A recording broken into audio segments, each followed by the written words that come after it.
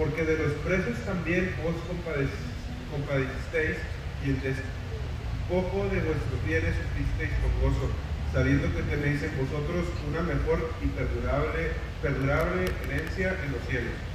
No perdáis, pues, vuestra confianza, que tiene grande galardón, porque os es necesaria la paciencia para que, habiendo hecho la voluntad de Dios, obtengáis la promesa.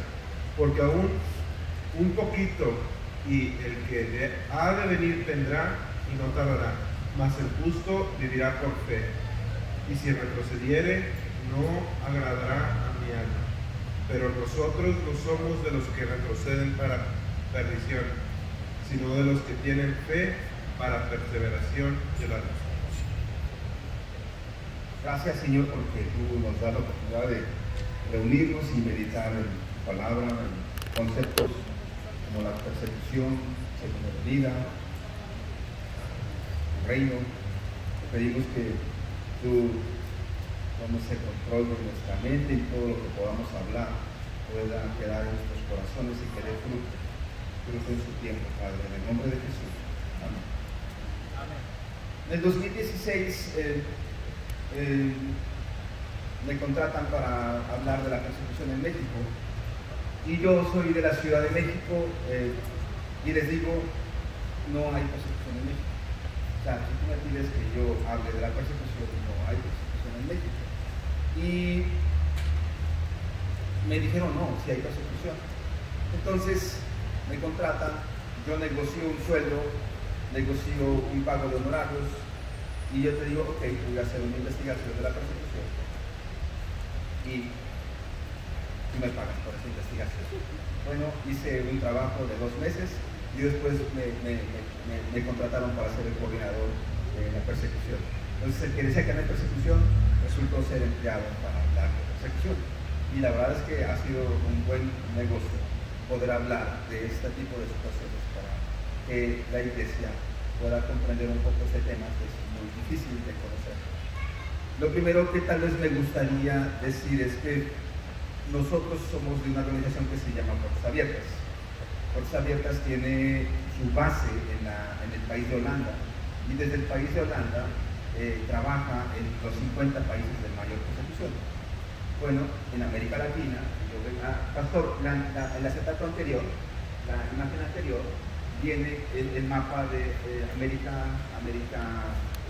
continente americano, y nosotros tenemos oficinas, solamente 2 oficinas en México, 2 oficinas en América que trabajan un poco más visibles, que somos nosotros, México y Colombia. Sin embargo, tenemos investigaciones en Venezuela, Cuba, Nicaragua, Bolivia, El Salvador, pero no tenemos una persona que coordine los trabajos. Nosotros tenemos que partir de qué es la persecución. Para partir de la persecución vamos a tener una definición, y con esa definición vamos a poder empezar a ver un panorama con el cual yo me encontré hace 4 años.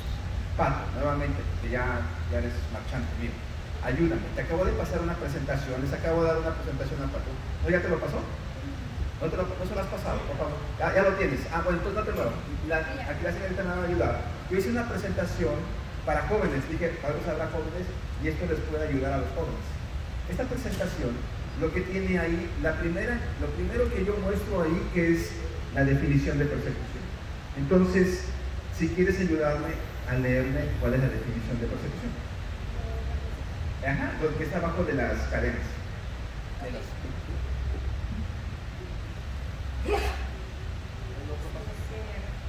La persecución no se refiere a casos individuales, sino a cuando un sistema político o religioso quita la libertad de un cristiano o su acceso a la Biblia, restringe o prohíbe el evangelismo de jóvenes y niños, actividades de la iglesia y de misiones.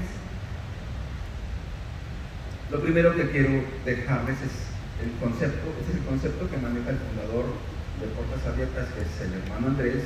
Él se dedicaba a introducir Biblias en la cortina de hierro, y el ministerio creció tanto que Dios le hizo un llamado y le dio un versículo en Apocalipsis 2: fortalece aquello que está a punto de morir. Ese fue el llamado. Le dijo Dios, ¿cómo voy a hacer algo? No tengo dinero, no tengo una capacidad para poder hacer esto. Sin embargo, hoy les digo, tenemos oficinas distribuidas en los 5 continentes trabajando este tipo de trabajo. ¿Qué es lo que él define? La persecución es un sistema. Lo primero que yo quisiera que ustedes salgan por esta puerta, o que suban a su casa, o que estén descansando y meditando qué estuve haciendo esta tarde con mis 2 horas de preciosos momentos, es que tú sales por allá, te vas a dar cuenta que la persecución no es un hecho individual, que te ataquen a ti o a ti. Es un sistema que tiene muy clara la idea de limitar y quitar tus libertades de testimonio de Jesucristo. ¿Cuáles son tus testimonios o cómo es tu vida de testimonio de identificación con Jesucristo? Que cruces con la Biblia, que cargues una Biblia, que tengas una Biblia en casa, que hagas un trabajo con jóvenes, que hagas un trabajo como estar aquí. Cuando te quitan esas libertades, un sistema político o religioso, entonces estamos en medio de la persecución. Si nosotros dejamos sentado eso, que lo que tú estás enfrentando no va a ser un hecho aislado, ya podemos empezar a desglosar lo que está pasando. Yo les puse ahí nuevamente otro dato muy importante que no lo puse acá, es que ¿cuántos millones de perseguidos cristianos hay en el mundo? ¿Cuántos millones? Este número, 245 millones de cristianos distribuidos en el mundo. Dicen, bueno, ¿y cómo sacaste ese dato? Nuevamente les digo, tenemos un área de investigación donde esos 50 países donde hay mayor persecución, nosotros estamos en el 37, donde esos se miden las tasas de los números de cristianos protestantes, el número de personas que están siendo perseguidas, y se llegó a ese número. Pato, hazme un favor, ¿le puedes mandar la presentación al pastor? Quiero que lo tenga ahí. Tenemos ese dato. Ok, bueno, ¿quién te persigue y cómo te persigue? Entonces nosotros lo que estamos viendo, pastor, puede pasarme, es, bueno, como puertas abiertas con un sistema de medición estandarizado que está bien complejo. Cada vez que hablo yo con los investigadores internacionales, estos cuates salen con unos números y unos parámetros que no estoy muy de acuerdo. Pero bueno, ¿cuáles son los 4 motores de persecución? Nosotros llamamos motores de persecución a esas fuerzas del sistema que te están persiguiendo. Lo primero que nosotros llamamos es el proteccionismo denominacional, una mayoría religiosa protegiendo su religión para que no entre nada. Eso es lo que nosotros vemos en las zonas indígenas. Hay una mayoría católica persiguiendo a la iglesia protestante. Hay otro motor de persecución que le llamamos el secularismo. El pastor Sergio va a hablar del secularismo, y el secularismo no es otra cosa más que la agenda homosexual, matrimonios igualitarios y todo este tipo de agenda que tiene y quiere cambiar los patrones y los valores de lo que ellos llaman el mundo occidental, que la mayoría de los valores están cimentados en el cristianismo protestante. Hay otro motor de persecución que llamamos corrupción y crimen organizado. Lo hemos analizado, lo hemos evaluado, tenemos un patrón de comportamiento, intentamos diferenciar que sí es persecución, que no es persecución, pero también lo tenemos documentado. No vamos a hablar de eso porque no tenemos tiempo, pero también es un tema muy delicado, extremadamente delicado, que pocos se pueden atrever a meterse. Y nosotros llamamos el otro motor de persecución es la paranoia dictatorial. La paranoia dictatorial es la que está sufriendo Corea del Norte, China, Cuba, donde los gobiernos son tan fuertes y tan rígidos que verdaderamente ser cristiano ahí es muy, muy difícil. Ahí nosotros llamamos es un dictador, una paranoia dictatorial. Nosotros decimos, este es un motor que está pasando en México. Nosotros estamos viendo los primeros rasgos de lo que puede ser esto, como una paranoia dictatorial en base a la información que estamos teniendo de campo de Cuba y de Venezuela. Tampoco vamos a hablar de eso porque no tenemos tiempo. Tenemos muy seleccionados los tiempos para trabajar este día. ¿De qué vamos a hablar? Bueno, lo que nosotros hemos trabajado más desde el año 2016 al 2020, que fue un periodo de 4 años, la organización se basa en periodos de 4 años, ciclos de 4 años, donde ellos presupuestan un recurso económico para ayudar a la iglesia que sufre persecución en determinado país. Así pues, nosotros durante estos 4 años hemos estado trabajando en Chiapas, Oaxaca, Guerrero, Hidalgo y el norte de Jalisco. Cuando nosotros nos incorporamos, yo conocí por primera vez a Lauro en el año 2016 y yo fui la primera persona que yo fui a entrevistar para entender la persecución. Encontrar a un hombre completamente devastado por una, yo le podría decir, una injusticia de derecho en lo que yo no podía comprender en su totalidad. Lo primero que yo hice fue de alguna forma estructurar una serie de ayudas, que todavía no estaba yo en la organización, pero bueno, empezamos con eso. Así pues, si yo puedo decir que somos expertos en algo, si es que se puede lograr ser experto en algo, podemos decir que tenemos una capacidad de poder hablar de la persecución en zonas indígenas. Pero nuevamente, como yo les decía, ¿qué? Las zonas indígenas. La verdad, chido. Y es la verdad, yo mismo lo pensaba. Sin embargo, cuando me toca estar exponiendo este tipo de situaciones en otros países, empezamos a encontrar un patrón y un fenómeno. Los hermanos fueron capacitados por los hermanos de Puertas Abiertas de Siria y del Reino Unido en temas de persecución.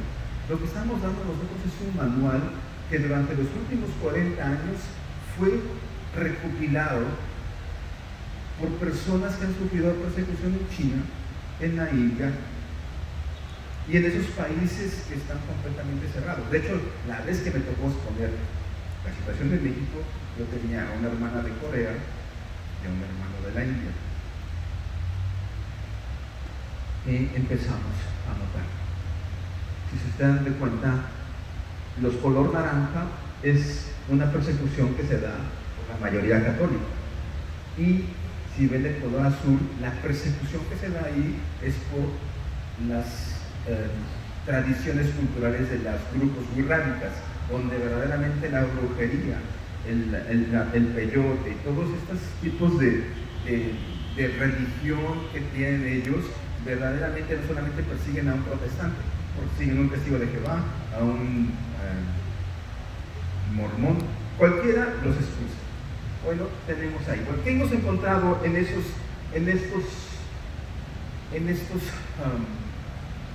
lugares?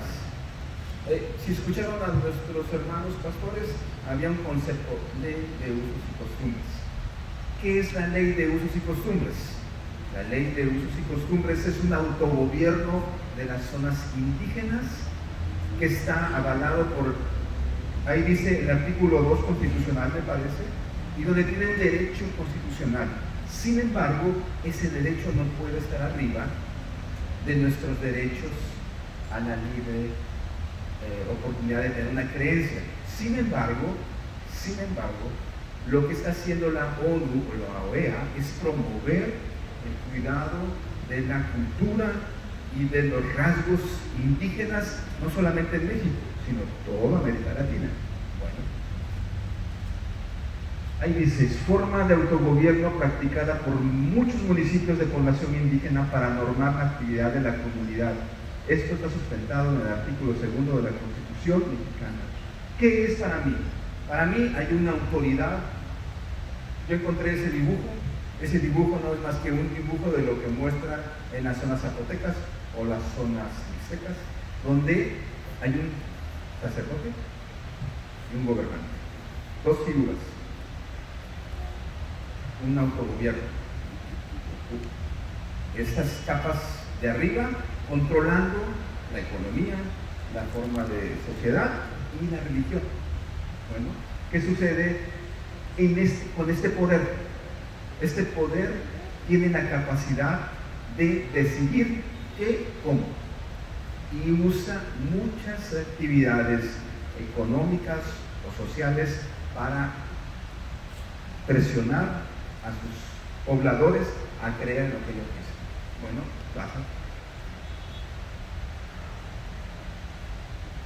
Este simplemente es como el percipotómetro o violentómetro, o sea, ¿cuáles son las zonas más peligrosas en el país en zonas rurales? Para nosotros tenemos que Jalisco es la zona más peligrosa para un cristiano. Una persona que acepta a Jesucristo es como si estuviera en Corea del Norte. Lo único que va a pasarte es que definitivamente tenemos que cruzar de ese pueblo. Nosotros cuando van los misioneros le decimos, hermanos, ¿sabes que si tú conviertes a un wixárika, tú cantas que este hombre no va a poder vivir ahí? Que en el mero momento en que lo identifiquen como cristiano lo van a expulsar. Sí, ¿y qué estás haciendo? Si estás tú así, tienes que preparar un trabajo de evangelismo, pero también un trabajo alternativo donde él pueda vivir. Porque de que lo van a expulsar, lo van a expulsar. En Hidalgo, la persecución es tan severa que es el propio gobierno del Estado quien da privilegios a la mayoría católica. Ahí un cristiano protestante en las zonas de la Huasteca hidalguense tiene casi el mismo destino que un wixárika. Actualmente tenemos grupos de niños que son 40 niños que no tienen clases desde el 2017 porque sus papás son cristianos. Imagínate la mamá que tienes a tus hijos, tienes a todos tus pequeños en la casa porque tú eres protestante. Nuevamente, esto aquí. ¿Qué? Bueno, síguele adelante, pastor. Déjenme nada más puntualizar lo que yo he denominado la ruta de la persecución en zonas indígenas. Estaba yo predicando en un país, estaba todo aquí no predicando, estaba enseñando de este tema.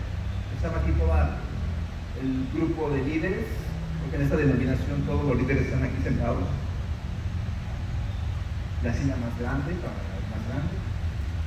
Y yo nomás les dije, pastores, en el momento que ustedes vean el primer signo, que es la amenaza, nuestras evidencias documentadas nos demuestran que es el momento de prepararse para la persecución, porque va a ser como una resbaladilla. Nuevamente, recuerdan, tenemos un gobierno de usos y costumbres que tiene la capacidad de autogobierno. Bueno, esta capacidad de autogobierno te quita la energía eléctrica.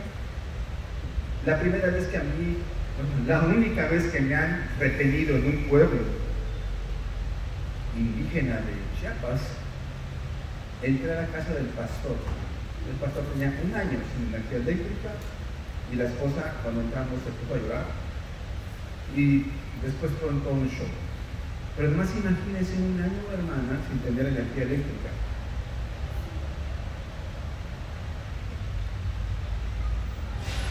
Le quitan el agua, les quitan la escuela, les quitan la asistencia médica. Es completamente, no sé si se pueda llegar a imaginar este concepto. No te venden en la tienda, no tienes escuela, y si se te ocurre que uno de los miembros de tu casa se muera, no tienes panteón. ¿Qué sigue? Después de la cárcel, la expulsión. Bueno, pastor, siga adelante. Les presento una cárcel en Chiapas y les presento una cárcel en Oaxaca.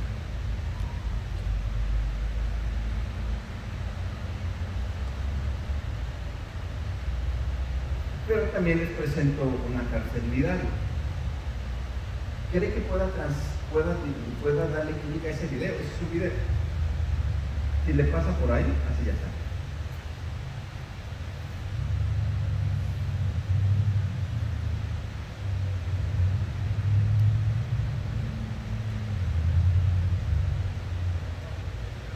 No, sí tiene, pero déjenlo así, no importa. No nos preparamos. Ok.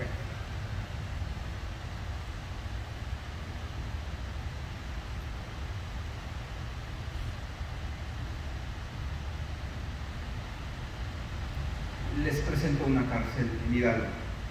Regréselo, pastor, al principio.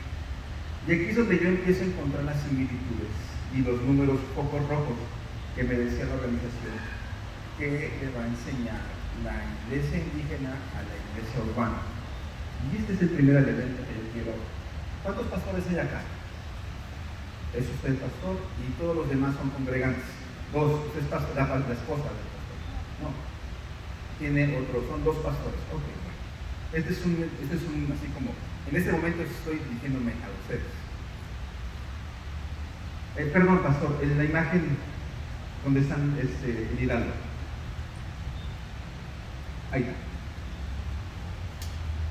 Me vas a ayudar, Luis, a interpretar esa imagen. Descríbemela, ¿qué ves? Dos personas leyendo la palabra, tal vez compartiéndose uno al otro, alentándose uno al otro, pero en la cárcel totalmente.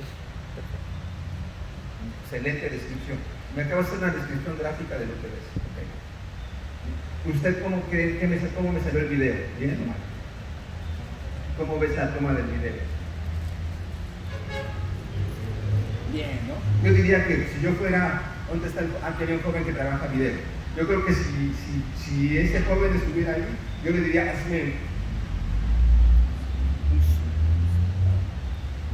yo diría que genial, me quedó genial.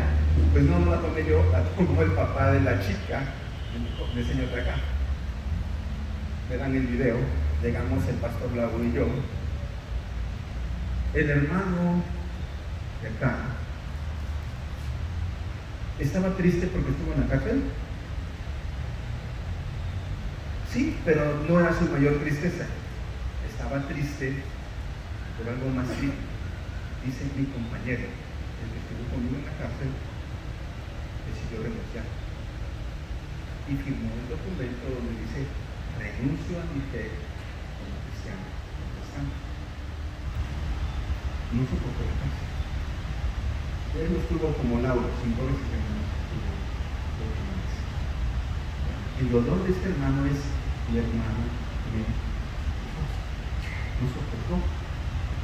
Hoy el otro hermano ya está fuera expulsado. Bueno, que me dijo a mí eso, a mí me alertó. Si son dos, uno renuncia, ¿qué porcentaje estamos hablando de que puede haber? De dos, uno renuncia. Para eso les digo pastores, como ven, tienen 100 congregantes. Un ejemplo, 100 entran a la cárcel, ¿cuántos creen que van a mantenerse? Dicen, bueno, estadística tan fea, pero es un caso, estadísticamente no vale. Tú vas a decir eso, no vale. ¿No? Bueno, cuando empiezo a hacer un análisis de mis estadísticas en los 5 estados, ¿qué creen que encontramos? La deserción de un cristiano que entra a la cárcel no es del 50%. ¿De cuánto creen que es? Del 90%. Lauro se fue bajo, le dijo 80%, ¿no es cierto? El 90% de los cristianos que llegan a una cárcel renuncian. Entonces el parámetro está crítico. Bueno, nuevamente, gracias a Dios, es en Chiapas, en Hidalgo y a mí, no va a pasar nada. Bueno, pásale. Ah, no, sí. Ok. Lo dijo como 5 veces el pastor Lauro. 5, 6, así como hasta 10 veces. ¿Cuál es el objetivo de meterte a la cárcel? Que no se predique la religión. Luis, tú dime, ¿cuál es el objetivo de que te metan a la cárcel? ¿De que se extienda el evangelio? No. ¿Alguien oyó? ¿Mande? Exactamente. El objetivo de meternos a la cárcel es que ¿lo consiguen o no lo consiguen? Fácil. Ok, bueno. Vamos a estudiar un poquito de Hebreos 10, 34, 39. ¿Sí?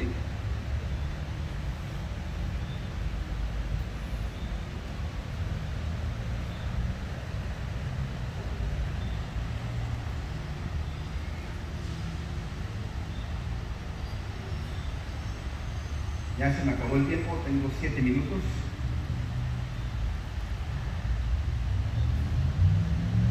Ya hablamos que la persecución no es un hecho aislado, la persecución es un sistema, ¿verdad?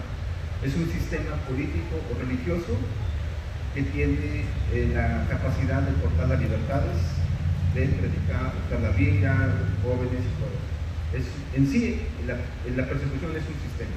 Ya hablamos que en México existen 4 motores de persecución. El proteccionismo denominacional, cuando una iglesia mayoritaria cuida sus intereses y evita que entre otra religión. En México existe otro trabajo que estamos investigando, que es el que va a dar el pastor Sergio, secularismo.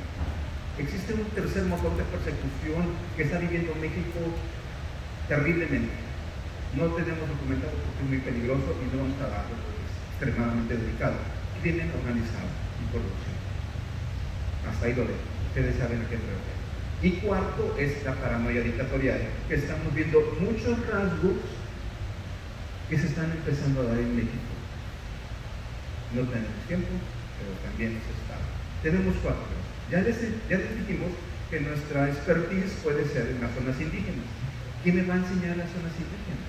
En los 5 estados, ya sea Chiapas, ya sea Hidalgo, ya sea Jalisco, ya sea la que sea, tienen un patrón. Lo mismo lo hicieron a Lauro, lo hicieron a Humberto, lo hicieron a Hidalgo, lo hicieron a Jalisco. Todos siempre tienen un patrón. Aquí está. Cuando viene el hermano de Siria y me dice, Roberto, ¿ya te diste cuenta del movimiento espiritual, del espíritu que está operando en México? No, es un espíritu, hermano. Es el mismo mover en todos tus estados que estás trabajando. Es el mismo, es la misma fuente, es el mismo tipo de trabajo. Bueno, ¿este trabajo es propio de México y de ahorita? No. Si estamos apuntando a Hebreos 10:34, ustedes van a ver, más que yo, ustedes lo van a estudiar porque a mí me gusta respetar los tiempos. Estudien. Dice, de los precios, de comprar estas. Y el despojo de los nuestros bienes sufriste con gozo. Cárcel, despojos. Estaba en Hidalgo con Lauro y hablaba con el pastor Bautista. Pastor, el método de las zonas indígenas tiene un patrón: cortar su libertad a través de la cárcel y quitarle o expropiarle su propiedad privada. Si hay unas versiones que usan despojo, la palabra despojo se puede traducir como expropiación. ¿Quién lo hace? El Estado, el gobierno. Este de usos y costumbres tiene esa capacidad. No voy a seguir con lo demás. Para mí la ruta está genial, está claramente definida. Simplemente voy a hacer 2 comentarios. 1, porque el que ha de venir, vendrá y no tardará. Habla de la segunda venida de Jesucristo. ¿Cómo de repente empieza a hablar el autor de Hebreos? Como que hubiera todo un cambio de ritmo y me mete en la segunda venida. Pero retoma el concepto y dice, pero nosotros no somos de los que retroceden, sino de los que tenemos fe para la preservación del alma. Y arranca Hebreos 11, los héroes de la fe. Es decir, esos cristianos que sabían el comportamiento de la persecución por parte del Imperio Romano, que tenían la capacidad de quitar la propiedad privada y las libertades a través de la cárcel, es lo mismo que estamos viendo ahorita. ¿Creen que vengan para las ciudades? Me preguntaron en el mes de junio del 2020, Roberto, es momento de que planees tus 4 años. ¿Cómo proyectas la persecución en los 4 años que vienen? En abril yo había escuchado que se estaba proponiendo la ley de no reconversión en la Ciudad de México, donde cualquier consejero, pastor o padre de familia que intentara evitar que su hijo fuese homosexual tenía como consecuencia, si lo encontraron haciendo eso, ¿qué creen? ¿Mande? Cárcel. Si tú, como padre de familia, intentas hacer o lograr, o platicar, o llevarlo con el pastor, porque, mira, hermano, este cuate como que están metiendo ideas locas, ayúdenme, hermanos. Y el joven empieza a escucharlo y empieza a decirlo, y si está completamente apadrinado por un grupo activista y lo empiezan a grabar, me estaban intentando reconvenir mi papá y el pastor. Tiene la característica esta ley que no se necesita perseguir por demanda, sino es por salud. ¿Por qué creen que les dije a los hermanos empecemos con casa? ¿Qué te dices? No, en Chiapas, hermano. Aquí no. Nuestra planeación de los próximos 4 años, el secularismo es la amenaza más peligrosa para las zonas urbanas. No solamente porque tiene la capacidad, ahorita el pastor va a hablar de eso, tiene la capacidad, nuevamente, ¿la persecución es un hecho aislado, hermana, o es qué es? ¿La persecución qué es? La definición de persecución, ¿qué es? ¿Qué es la persecución? Ya se la dijimos. ¿La tiene? No. La persecución es un sistema político o religioso que quita las libertades. Entonces el secularismo es un sistema ideológico que viene a establecer toda una estructura, toda una ingeniería mental para que nuestros hijos en 5 años sean los pedófilos, los homosexuales number 1 de la iglesia. A eso está preparado, para eso está diseñado, para eso trabaja Netflix, para eso trabajan todas las áreas o los médicos. ¿Quién va a meter a la casa del papá? ¿Quién va a meter a la casa del pastor? La ley está configurada de esa manera.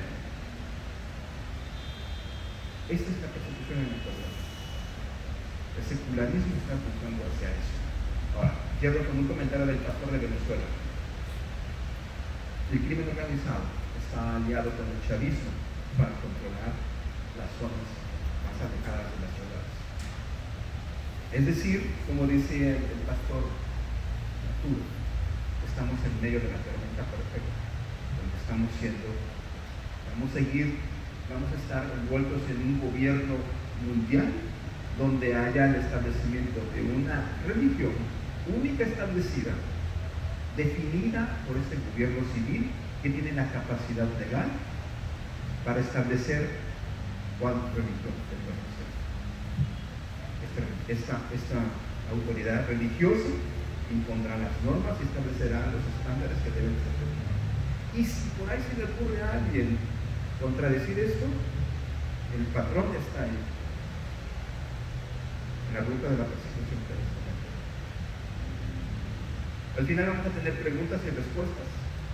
Y yo espero que con este panorama podamos estar preparando cosas preventivas, pero eso lo vamos a ver al final de la charla. ¿Sí? Muchas gracias.